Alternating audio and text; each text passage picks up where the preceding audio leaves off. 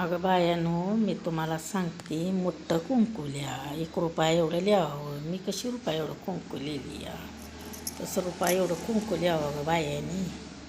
आपल्या तोंडाला शोभा देतं, छान दिसतं आपल्याला सोबत तसं लिहावं. टिकल्या काय म्हणल्या? टिकल्या तर टिकल्या नाही तर हुकल्या.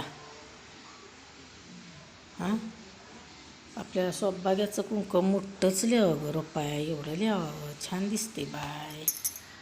आपण काय करते ते आत्ताच्या कलियुगातल्या बाया टिकली लिहिते. त्या टिकली तर टिकली नाही तर हुकली. बाथरूमच्या भिंती सवासणी येत्या बघा आता, पण बाया सवासणी नाही त्या म्हणावं लागल. हा, काय ग तसलं उठायचं टिकली लिहायची आणि उठायचं की आंघोळ करताना बाथरूमाच्या भीतीला लावायची. मग ती भीती सवासणी म्हणावं लागेल. तुम्ही कुठल्या ग सवासणी? आता बायांनी काय सवासणीचं कुंकू भीतीला येऊन लावावं का?